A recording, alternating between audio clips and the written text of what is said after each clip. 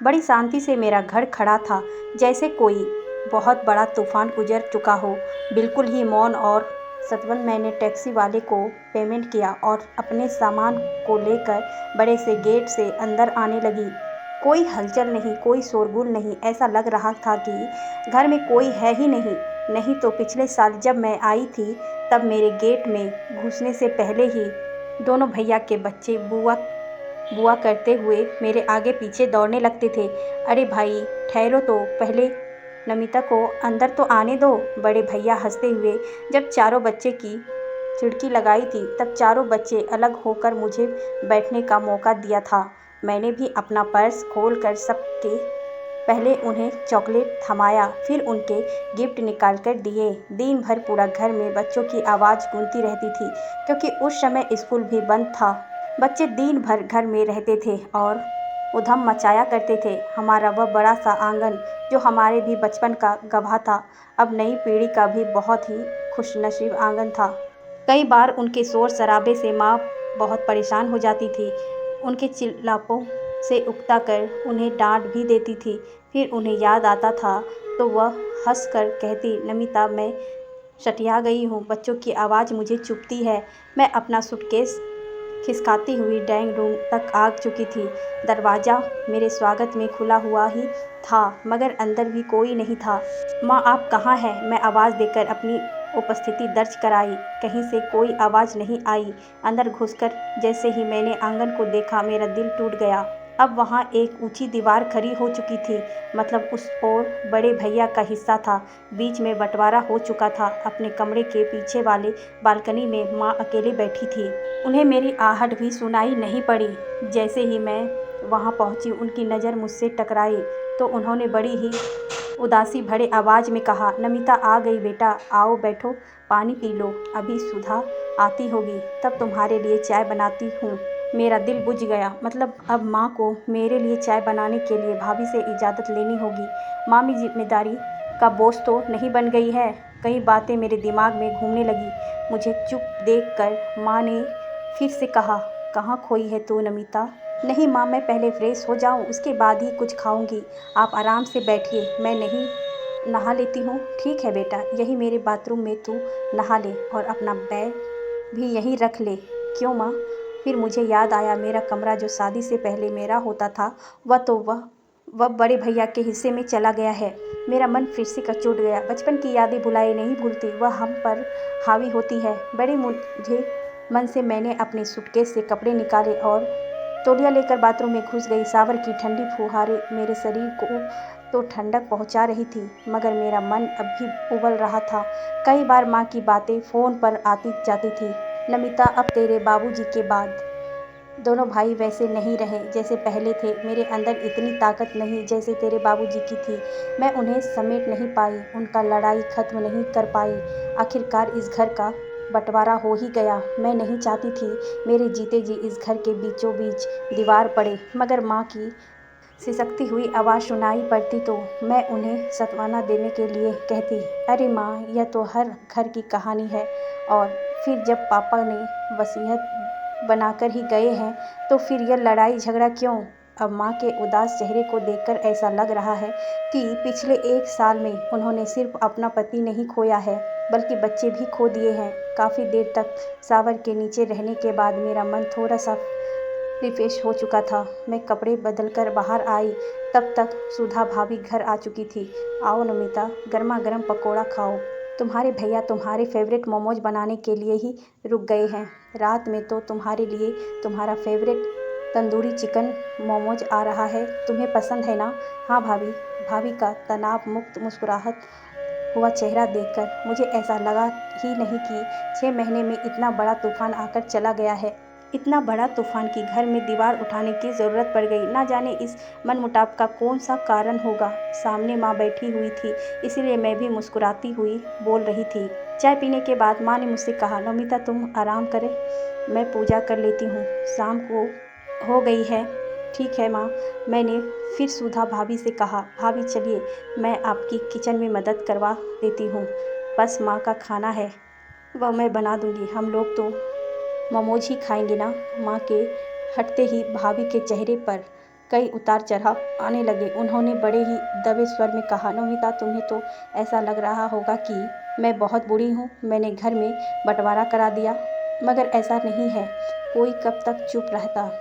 रिश्ते की हद होती है, कोई झुकता है तो सामने वाले को भी इज्जत करना चाहिए। बड़ी भाभी ने तो हद पार कर दिया, अपने मायके वाले को बुलाकर महीना महीना रोक कर रखती थी और उन सब का खाना मैं अकेली बनाती रहती थी। बताओ, यह सब कुछ ठीक लगता है क्या?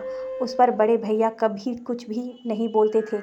वह अपनी भड़ास निकालने जा ही रही थी। मुझे लगा कि मेरा चुप रहना ही ठीक है, इसलिए मैंने कहा, भाभी, आपको जो ठीक लगे आप वही कीजिए। रात में खाने के टेबल पर कई तरह के डिशेस सजे हुए थे। मोमोज, पास्ता, नूडल्स, मिठाई और भी कई तरह के आइटम रखे हुए थे। प्रवीण भैया के चेहरे पर मेरे आने की खुशी दिख रही थी। अच्छा से खाओ नोमिता, सब तुम्हारी पसंद का ही है। हाँ भैया, मगर आप दोनों ने मुझे अचानक ही यहाँ क्यों बुलाया? तुमसे काम था नोमिता, नहीं तो उल्हाना देती रहती जिंदगी भर, इसीलिए बुलाना पड़ा। कैसा उल्हाना? मैं आश्चर्यचकित थी।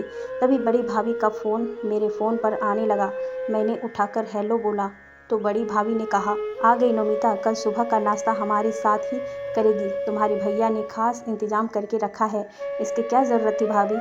मैं संकोच में भरकर बोली, अरे तुम बड़ी भाभी से इतना फॉर्मेलिटी क्यों कर रही हो? तुम्हारे भैया ने छोले भटूरे का ऑर्डर दे भी दिया है। कल सुबह सुबह तुम्हारे लिए जलेबी और छोले भटूरे आ रहे हैं। कल सुबह तुम आ जाना, ठीक है भाभी? मैंने सवालिया निगाहों से भैया भाभी की तरफ देखा। उन्हें भाभी ने इनवाइट नहीं किया था। मुझे बहुत बुरा लगा। भैया आपको बुला नहीं आने के लिए? अरे कोई बात नहीं, मैं वैसे भी वहाँ नहीं जाता। ना जाने किस बात की करवाहट करने भैया के अंदर आ गई थी। अधूरा खाना छोड़कर वहाँ से उठकर चले गए। दूसरे दिन बड़ी भाभी के यहाँ गर्मा गर्म छोले भटूरे और गर्मा जलेबी खाते हुए मुझे ऐसा लग रहा था कि बड़े भैया और भाभी के प्रेम में ही कहीं से कोई दिखावटीपन आ गया हो। मेरे लिए दिल खोलकर उनका प्रेम झलक रहा था। मेरी आंखों में आंसू आ गए। भाभी ने कहा, नोमिता, जल्दी से नाश्ता ख़त्म कर लो, मैं तुम्हारे लिए मसाले वाली चाय बनाने जा रही हूँ, जो तुम्हें पसंद है ना। मेरी आंखों में आंसू आ गए। विवेक भैया मेरे पास आकर बैठ गए।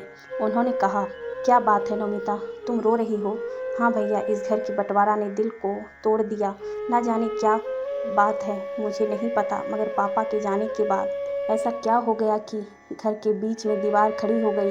बड़े भैया लंबी सांस लेकर बोले, माँ भी यही बोलती है, तुम ही बोल रही हो, तुम दोनों की शिकायत यही है। इसीलिए मैंने अपने हिस्से का ज़मीन बिल्डर को दे दिया है। अब मैं यहाँ से जा रहा हूँ। मैंने अपने लिए एक फ्लैट ले लिया है। मगर कहाँ? मैं आश्चर्य से भर उठी। यहीं गोविंद नगर में सूर्या अपार्टमेंट में। जब चाहो तब चली आना। वैसे जब भी गृह प्रवेश होगा मैं तुम्हें फ़ोन करूँगा। मेरे पास कई प्रश्न थे, मगर मैं चुप रहकर नीचे आ गई। कैसा रहा नाश्ता तुम्हारा? प्रवीण भैया के पूछने पर मैंने कहा, बहुत अच्छा, मगर कुछ कमी थी क्या? आपको पता है कि बड़े भैया अपना घर बेचकर सूर्या अपार्टमेंट में अपना फ्लैट ले रहे हैं? नहीं, मुझे नहीं पता था। प्रवीण भैया ने कहा, मैं भी तुम्हें यही बताना चाह रहा था कि मैं यह ज़मीन बेचकर दूसरा फ्लैट लेने वाला हूँ।